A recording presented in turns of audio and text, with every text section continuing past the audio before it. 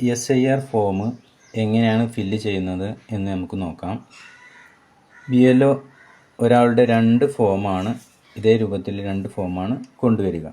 അതിൽ ഒന്നാമത്തെ ഫോം നമ്മൾ പൂരിപ്പിച്ച് വീട്ടിൽ തെളിവായി സൂക്ഷിക്കണം. രണ്ടാമത്തെ ഫോം BLO കൊണ്ടുപോവുകയും ചെയ്യും. നമുക്ക് പൂരിപ്പിക്കുന്നത് നോക്കാം.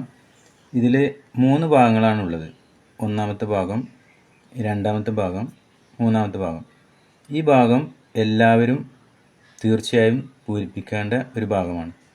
അതിൽ ജനനത്തീയതി, ആധാർ നമ്പർ, മൊബൈൽ നമ്പർ, പിതാവിൻ്റെ പേര്, വോട്ടറുടെ പിതാവിൻ്റെ പേര്, അതേപോലെ പിതാവിൻ്റെ എപ്പിക് നമ്പർ.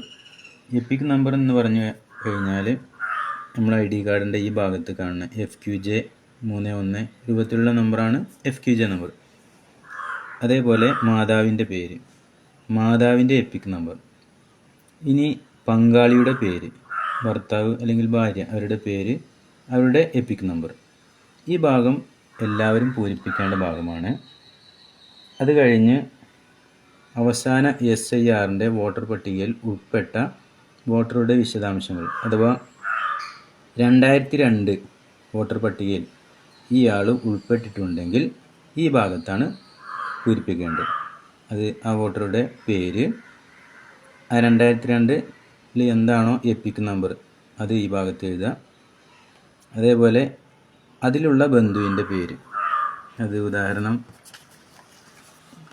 2002 വോട്ടർ പട്ടിക, ഇതിൽ ഒരു മുനീറ എന്നുള്ളൊരു പേര്, അതിൻ്റെ ബന്ധു അബ്ദുൽ ഹമീദ്, റിലേഷൻ ഫസ്റ്റ് ഈ കോളത്തിലുണ്ടാവും.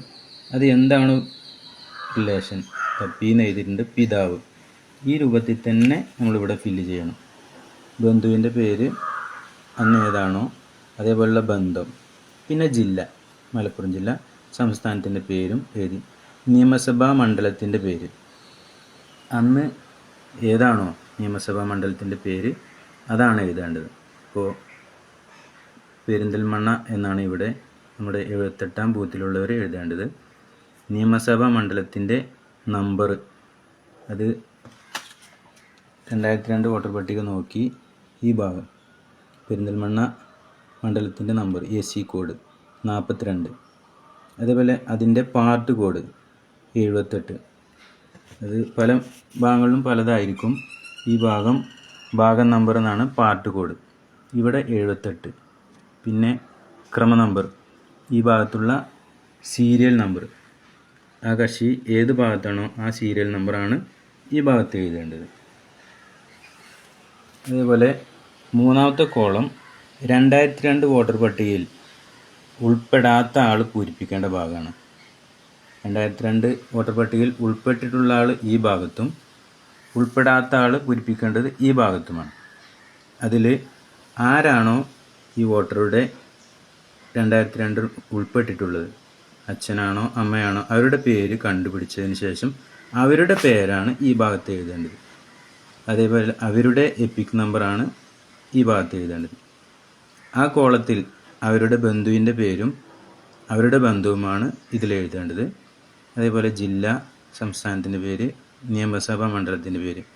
2002 ആ കക്ഷി ഏത് നിയമസഭാ മണ്ഡലത്തിലാണോ അതിൻ്റെ പേരും അതേപോലെ നമ്പറും ഭാഗം നമ്പറും ക്രമ നമ്പറും അതാണ് എഴുതേണ്ടത്.